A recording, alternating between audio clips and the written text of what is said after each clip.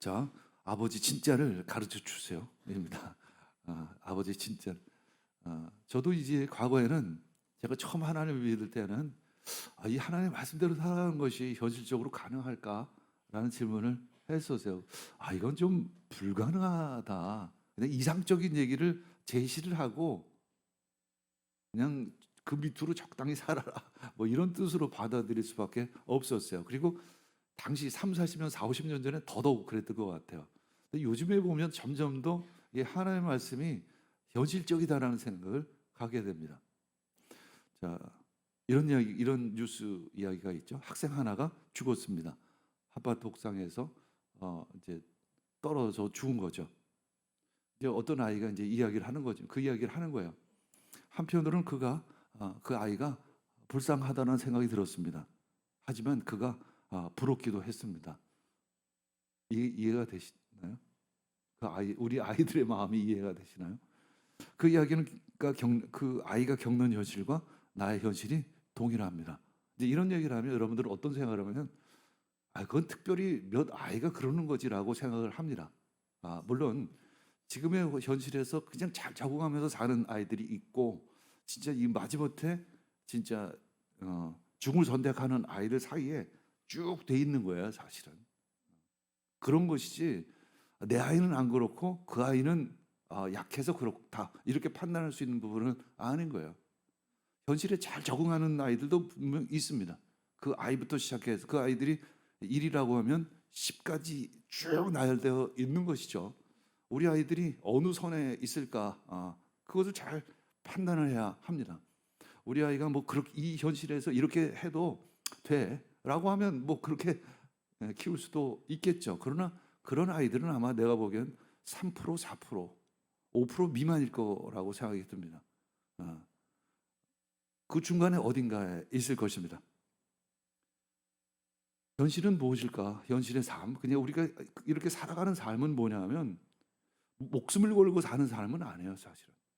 목숨을 걸 필요는 없어요, 그것에. 먹고 사는 것에 목숨을 걸 필요는 없어요.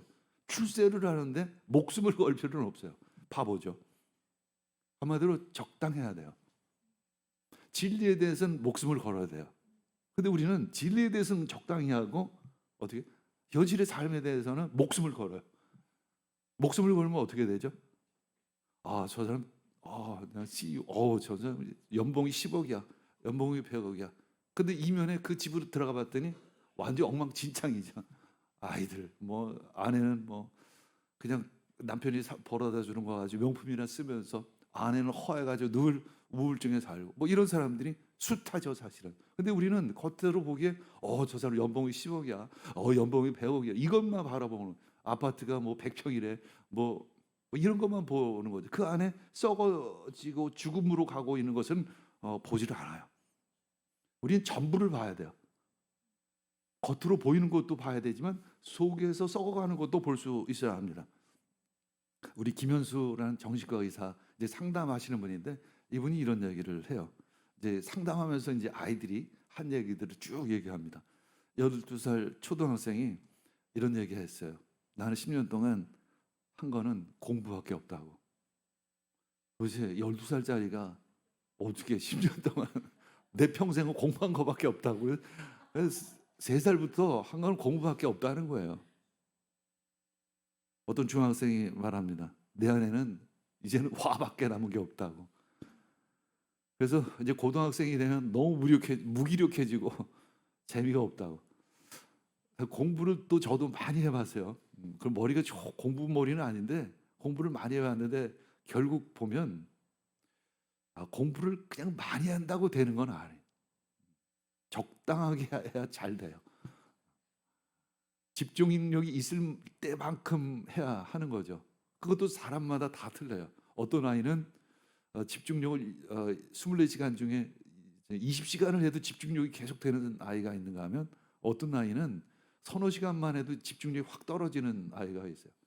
저 같은 경우에는 1시간만 해도 집중력이 확 떨어져요, 사실은. 그래서 저 같은 경우 어떻게 하냐면 1시간 하고 1시간 쉬고 1시간 하고 1시간 쉬고. 그래서 그런 식으로 요즘에도 일을 해요, 사실은. 그러니까 오히려 그것이 힘이 들지 않고 성과가 있는 거죠. 어떤 아이가 이렇게 얘기를 했다. 가족들과 여행을 했다. 엄마가 5일치 학습지를 싸가지고 왔다. 마지막 5일치 학습지는 돌아오는 비행기에서 풀었다. 어떤 아이가 이런 얘기 했다고 합니다. 이번 생은 망했다.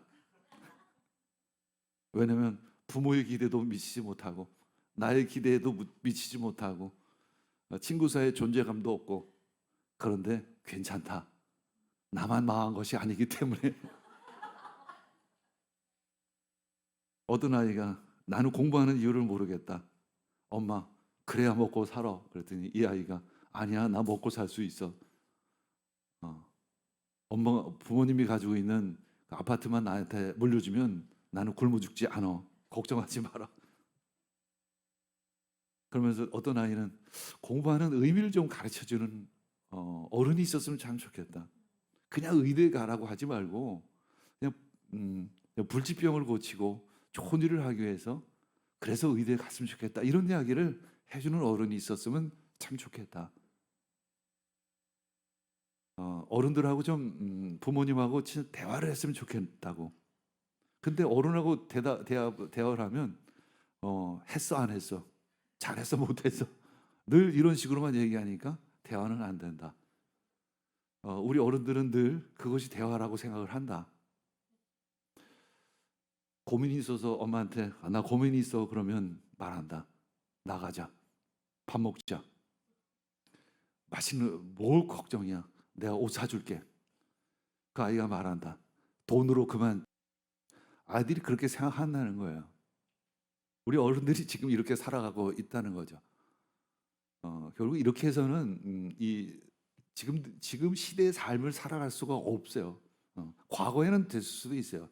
과거에는 우리 산업 사회 진짜 그냥 그렇게 살았을 때, 밤새 밥 세 끼 먹는 게 쉽지 않았을 때, 이럴 때는 살았어요. 요즘 젊은이들은 쉬었다가도 아르바이트하고, 뭐 쉬었다가도 언제든지 최소한 아르바이트는 할 수 있잖아요. 아이들이 말하죠. 제가 사는 세상은 달라요. 달라요, 사실은 진짜 다릅니다. 과거에 우리들의 그러니까 지금 60대 이상 뭐 나이별로 다 다르지만 하여튼 60대 이상이 살았던 삶과 지금의 삶은 전혀 다르거든요. 앞으로의 삶은 더 다를 것입니다. 엄청 다를 것입니다.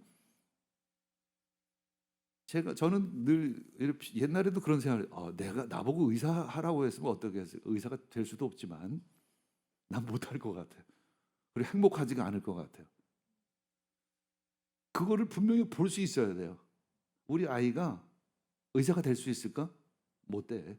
그럼 포기해야 되는 거예요. 그리고 자기 길을 찾아야 돼. 그리고 우리 아이가 검사가 된다면 우리 행복할까? 라는 질문을 해야 돼. 내가 검사가 되면 나 행복하지 않을 것 같아요. 그게 지혜이죠. 그게 지혜입니다.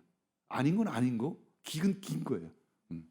어린아이는 뭐 검사된 뭐가 진짜 그거 다 수용할 수 있는 아이들도 분명히 있을 것입니다.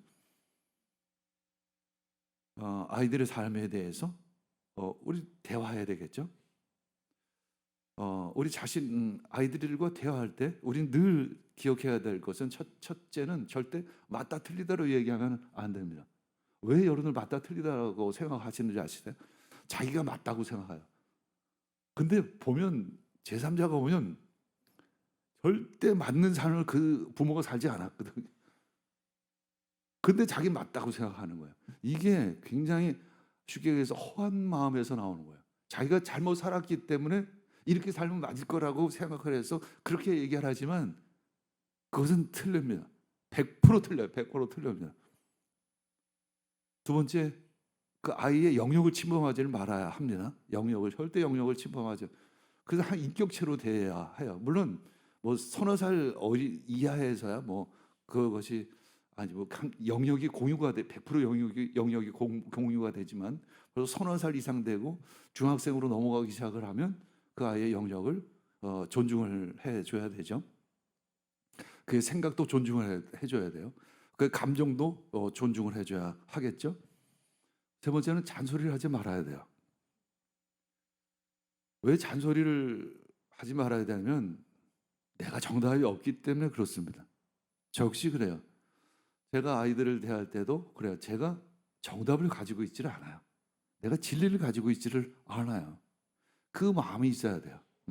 그런 겸손함이 있어야 합니다. 근데 자기도 제대로 못 살면서 못 살았으면서도 자기도 별로 아는 것도 없으면서 그냥 뭐 잔소리를 하는 거죠. 왜 그러냐면 중심이 없기 때문에 그래요. 허하기 때문에 그런 거죠. 어, 우린 함께 진리를 찾자라고 이야기를 해야 합니다. 그것이 대화예요.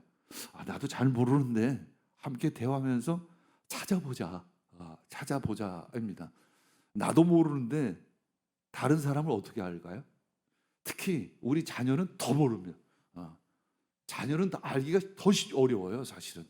왜냐하면 피부치기 때문에 벌써 이 색안경을 끼고 아이들을 보기 때문에 아이들을 안다는 것이 쉽지가 않아요. 내 자식을 내가 안다는 것이 참 쉽지가 않습니다. 이미 선입견이 깔려 있기 때문에 그래요. 지혜는 바로 이 선입견을 지워버리는 것을 의미합니다. 이 색안경을 벗는 것이 바로 지혜입니다. 이것은 엄청난 훈련이 필요하고 엄청난 절제가 필요하고 그럴 때 지혜의 눈이 열려지기 시작을 하는 것이죠. 잠언서 4장 1절 읽겠습니다. 아이들아 너희는 아버지 훈계를 잘 듣고 명철을 얻도록 귀를 기울여라. 이제 아이들아 여기 복수형으로 되어 있죠. 그러니까 그냥 하나의 자녀만을 얘기하는 건 아니에요. 보통 우리들을 얘기하는 것이죠. 그러면서 아이들아 너희 아버지 훈계를 잘 들을지어다.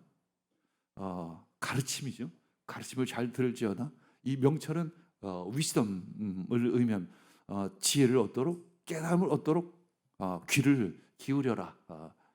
이것은 바로 배우려고 하는 마음을 늘 가지고 있어야 합니다. 배우려고 하는 마음을 늘 가지고 있어야. 학생 정신이에요. 여러분 학생 정신은 어떨 때 있을까? 내 안에 내가 정답이 없다는 것을 인정해야 돼요. 난 아직 잘 모른다는 것을 인정해야 돼요. 근데 대부분 모르면 모를수록 정답이라고 생각하는 것들을 가지고 있어요. 이상하게. 지혜가 없으면 없을수록 고집이 강해요. 사실은. 주께서 무식하면 용감하다고. 없으면 없을수록 고집은 대단합니다. 얘기해도 소용이 없어요. 여러분들 교회에서 많이 겪을 거예요. 자녀 형제들 간에 많이 겪을 거예요. 어떤 경우 정말 분명히 잘못됐는데 분명히 틀렸는데 아무리 얘기해도 소용이 없어요. 고집이죠, 사실. 고집이에요. 지혜가 없는 거예요, 사실은. 내가 잘 모른다는 것을 인정하지 않는 거예요. 근데 지혜는 뭐냐면 첫째는 내가 모른다는 것을 인정하는 것이죠. 그것이 바로 지혜입니다. 잠언서 4장 2절 읽겠습니다. 내가 선한 도리를 너에게 전하니 너희는 내 교훈을 저버리지 말아라. 선한 도리, reason, wisdom 이런 단어를 사용하는데 내 교훈, 내 법을 저버리지 말아라. 취하라라고 이야기합니다. 취해야 하는 거죠. 내가 살아가는 이치를 가르치리니 너는 세상을 살아가는 법을 알라. 사실은 저도 역시 생각해 보면 세상 살아가는 법을 모르고 사회생활을 시작했어요. 사실은 부모로부터 그렇게 배운 것이 별로 없었던 것 같아요. 누군가로부터 배운 것이 별로 없었던 것 같아요. 사실 여러분들 한번 생각해 보세요. 누군가로부터 배운 적이 있어요? 살아가는 법에 대해서. 물론 공부하는 법, 그러니까 공부하는 법은 뭐 학원, 뭐 좋은 환경, 뭐 좋은 뭐 이렇게 선생님 만나게 해주는 것이 세상을 살아가는 법하고는 다른 것이 전혀 다른 것인데 공부 잘하는 것하고 세상 살아가는 법하고 똑같이 생각을 해요. 우리 어른들은 전혀 다른 거예요. 이건 하나의 도구이죠, 도구. 세상 살아가는 법은 전혀 다른 진리죠. 하나의 말씀이고 하나의 법이죠. 이거는 진짜 어른들로부터 배워야 할 것이죠. 삶의 이야기죠. 삶의 이야기. 어디서 왔고 어디로 가고 또 어떻게 살아가야 할 것인지를 이야기를 해줘야 돼요. 이거 어디서부터 시작이 되어야 하냐면 가정으로부터 시작이 돼야 합니다. 가정으로부터 시작해야 돼요. 부모로부터 이것이 가르쳐져야 하는 것이죠. 유대인들, 우리가 늘 알지만 유대인들은 그 가정교육이 굉장히 철저하죠. 대화를 하잖아요. 저녁 식사 자리, 그러면 또 오늘 당장 집에 가가지고 야 모여라, 저녁 같이 먹자, 오늘부터 가정교육 시작한다. 이것부터가 이제 안 맞는 일이죠. 하루아침에 되는 일은 안 해요. 절대 그렇게 하지 마세요. 자연스러워야 돼요. 모든 거는 삶이기 때문에. 뭐 어떻게 가다가 야 오늘 뭐 그냥 뭐 자연스럽게 같이 차를 타고 가다가 얘기가 나올 수도 있고, 산책을 하다가 얘기가 나올 수도 있겠죠. 근데 그 이야기의 시작을 나로부터 시작하는 것이 아니라 아이들이 먼저 얘기할 수 있는 여건만 조성하는 거죠. 그리고 대화는 그냥 듣는 것입니다. 사실은 그냥 듣는 거예요. 그래서 우리 부모의 역할을, 아버지의 역할은 양육과 보호라는 측면에서 넘어서, 이제 그것은 어렸을 때는 그렇지, 양육과 보호가 필요하죠, 당연히. 이제 나이가 들면 들수록 이제 대략 청소년 넘어가지고 이제 20살이 넘어가기 시작하면 격려자, 인컬리지에는 주는 것이 굉장히 필요하죠. 중고등학생들에게는 인컬리지가 굉장히 필요하죠. 격려가 굉장히 필요하고, 그다음에 이제 20살이 넘어서는 친구 관계로 가야 하죠. 동반자의 관계로 성장을 해야 합니다. 근데 이것이 안 되면 어떻게 되면 나이가 40이 돼도 늘 가르칠 수밖에 없어요. 그런 걸 우리가 경험하잖아요. 왜냐하면 그 나이 때 배운 것이 없기 때문에, 그 나이 때 그것을 못 배웠기 때문에 나이가 40이 돼도 늘 잔소리를 할 수밖에 없어요. 이제 이것이 이미 이제 굳어져 버린 거죠. 이제 그렇게 가는 거예요. 그때 가서 갑자기 동반자가 돼도 이상해져요. 이게 안 돼. 네. 시기를 놓쳐버린 거죠. 그냥 품에 안고 살아갈 수밖에 없어요. 그러니까 부모한테도 굉장한 짐이죠. 그러니까 내가 70이 되면 어떻게 하지? 내가 죽으면 쟤 어떻게 하지? 이런 걱정을 하게 되죠. 그건 갑자기 또 해결할 수 있는 것이 아니라 빨리 어렸을 때부터 차곡차곡 그것을 가르쳐 가야 하고, 그렇게 양육해 가야 하는 것이죠. 중고등학교 때는 격려자로서의 엄마, 부모님, 또 20살이 넘으면 동반자로, 친구로서의 부모가 되어야 합니다. 그때까지도 계속해서 가르치고 그냥 방향을 잡아주고 이끌려고 하면 이것은 어그러지기 시작을 하는 거죠. 튕겨나가거나 아니면 그냥 종속되거나 두 가지가 하나가 되겠죠. 상담자는 들어주는 거예요. 그냥 대화는 들어주는 것입니다. 듣는 것이 대화이지 내가 막 얘기를 하는 것이 대화가 아닙니다. 모두 경청할 수 있어야 하는 것이죠. 동반자가 되려면, 친구가 되려면 어떻게 해야 되냐면, 나도 잘 못해, 이렇게 부모가 그렇게 얘기해야 합니다. 나도 잘 몰라, 솔직히. 저는 사실 그런 마음이에요. 우리 아이들에게도 대화할 때도, 누구에게도 대화할 때도 사실 내가 잘 몰라. 그러면서 함께 답을 찾아가자, 이렇게 이야기를 해야 합니다. 그것이 바로 신앙의 길이에요, 사실은. 그리고 인생도 역시 마찬가지고, 제가 60년 이렇게 살아보니까 인생은 답이 없다. 그게 결론이에요. 인생은 답이 없다. 삶엔 답이 없다. 그죠? 삶의 답을 찾아가는 것이다. 그리고 아까도 그런 60대에 대해서 평가를 하잖아요. 70대에 대해서 평가를 해요. 그리고 20, 30대에 대해서 평가를 해요. 그럼 질문합니다. 네가 그 사람에 대해서 얼마나 아는데? 그렇죠? 네가 그 사람에 대해서 얼마나 아는데? 그 사람의 그 배경, 시대적인 상황, 그 사람이 나왔던 상황 모르잖아요. 사실 몰라요. 모르고 어떻게 평가를 해요, 사실은. 바로 이것이 내가 얘기하는 게 지혜예요. 모른다고 얘기하고, 모른다고 생각했을 때 그 사람에 대해서 조금 알려고 노력을 하죠. 그 사람은 도대체 어떠했을까? 어떤 삶을 살았고, 어떤 시대적인 상황이었을까? 이런 것들을 배우려고 애를 쓰고 알려고 애를 쓰는 거죠. 잠언서 4장 3절에 4절 읽겠습니다. 나도 내 아버지에게는 아들이었고 내 어머니 앞에서도 하나뿐인 귀여운 자식이었다. 아버지는 내게 이렇게 가르치셨다. 내 말을 내 마음에 간직하고 내 명령을 지켜라. 내가 잘 살 것이다. 한마디로 하나님의 지혜는 여러 세대를 통해 경험되어져서 내려온 것이다라는 거예요.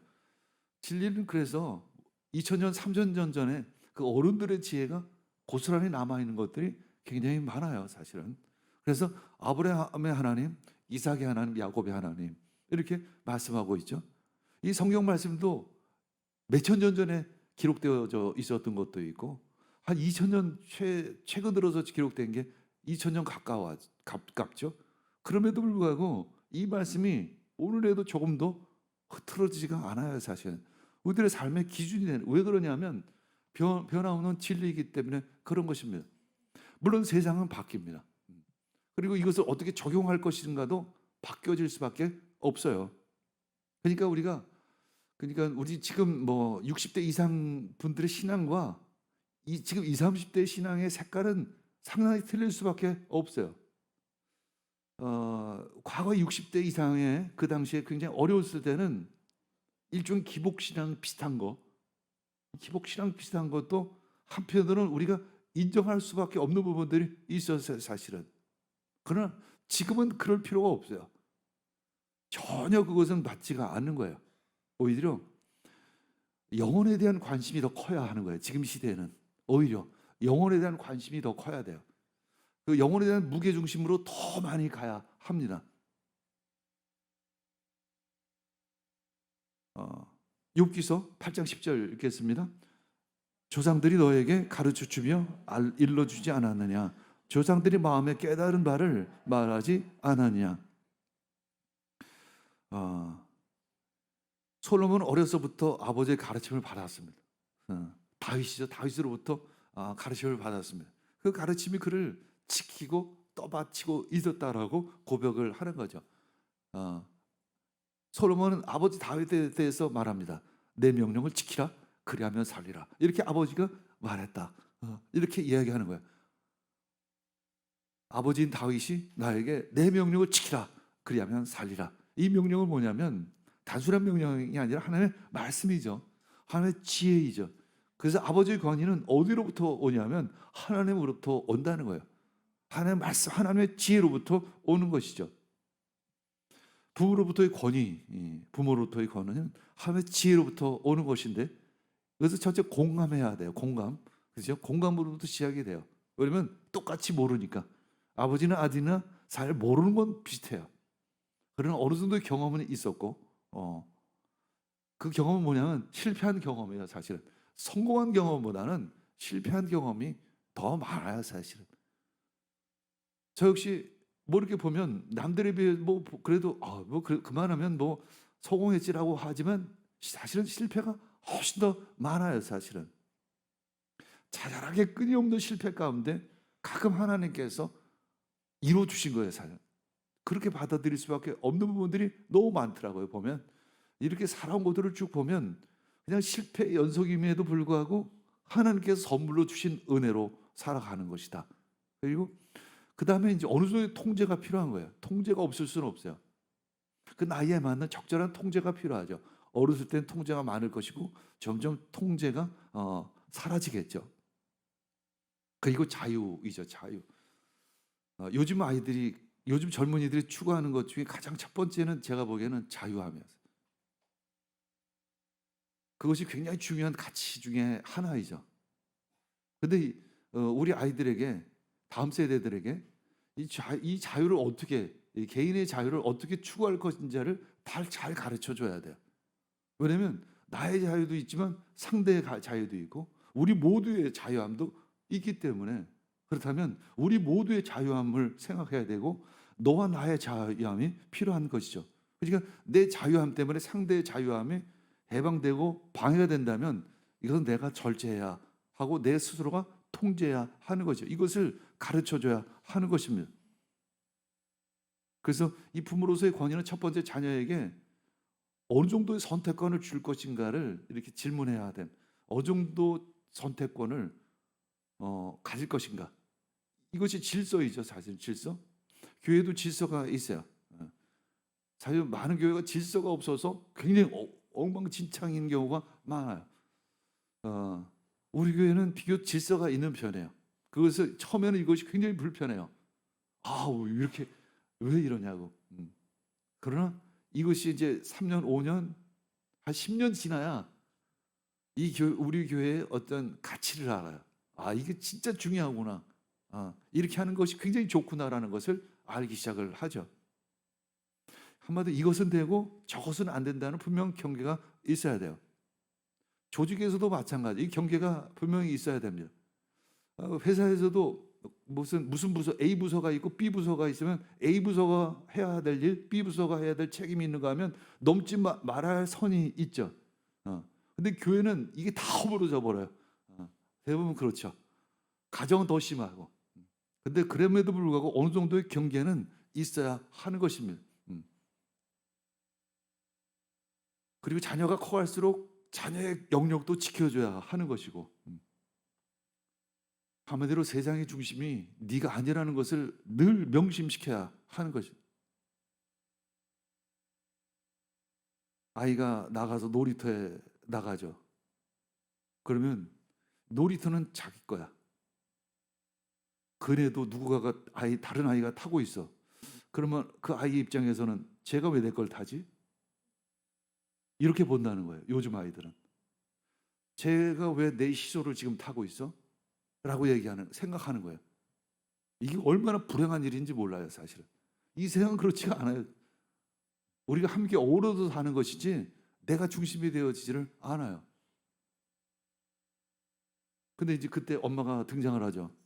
시소 타는 아이에게 가서 야, 좀 양보해 주면 안 되겠니?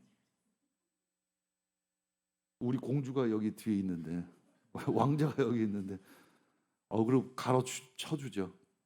이 자기 자녀의 그 아이에게, 내 아이에게 그게 어떤 해가 될까요? 이건 무서운 거예요, 사실은. 넌 불행하게 살아 앞으로. 이 메시지를 아이에게 주는 것이죠. 넌 앞으로 불행할 거야. 왜냐하면 세상은 그렇게 돌아가지가 않아요. 어른이 돼도 사실 마찬가지예요. 한국 사람들이 주로 공주병, 왕자병에 걸려 있어요. 그러니까 마음에 질병이 있는 거예요. 왜냐하면 세상은 그것을 받아들이지 않는데 나만 내가 세상의 중심이라고 생각하고 있기 때문에. 겸손함도 없죠. 교만해요. 식당에 가서 이렇게 하는 거 보면 돈 좀 있다고. 어떻게 돈이 생겼을까? 부동산이 좀 오른 거죠, 사실은. 그러니까 그 목에 힘이 들어가 있어요, 사실은. 굉장히 어색해요, 사실은. 이렇게 보면 굉장히 어색해. 우리 한국 사람들 살아가는 모습들을 보면 너무 어색해.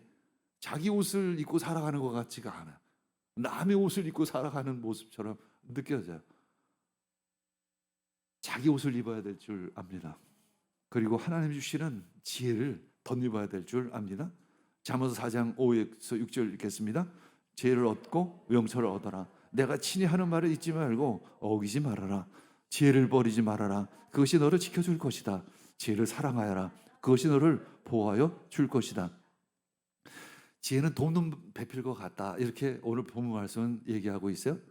여기서 얻으라는 의미는 뭐냐면 광고요. 당시 이제 이스라엘 사람들이 신부감을 얻을 때 아버지가 신부 값을 치르고 신부를 이제 아들의 신부감을 데리고 오는 거예요. 마치 대가를 치러야 한다는 거예요. 지혜를 얻기 위해서는 대가를 치른다는 거죠.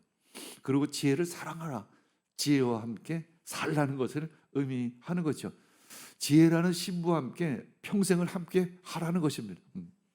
첫째는 대가를 지불해야 되고, 두 번째는 그 지혜를 인정할 수 있는 마음의 여지가 있어야 돼요. 그러니까 한마디로 내가 잘 모른다라는 마음이 있어야 하는 것이죠. 잠언서 4장 7절 8절 읽겠습니다. 지혜가 으뜸이니 지혜를 얻어라. 네가 가진 모든 것을 다 바쳐서라도 명철을 얻어라. 지혜를 소중히 여겨라. 그것이 너를 높일 것이다. 지혜를 가슴에 품어라. 그것이 너를 존귀하게 할 것이다. 대가를 지불하지 않고는 지혜를 구할 수가 없습니다. 마태복음 13장 44절 읽겠습니다. 하늘나라는 밭에 숨겨놓은 보물과 같다. 어떤 사람이 그것을 발견하면 제자리에 숨겨두고 기뻐하며 집에 돌아가서는 가진 것을 다 팔아서 그 밭을 사는 것이죠. 또 한눈에는 좋은 진주를 구하는 상인과 같다라는 비유도 있죠. 한마디로 자신의 연약함을 인정하는 사람이 지혜를 구할 수가 있습니다.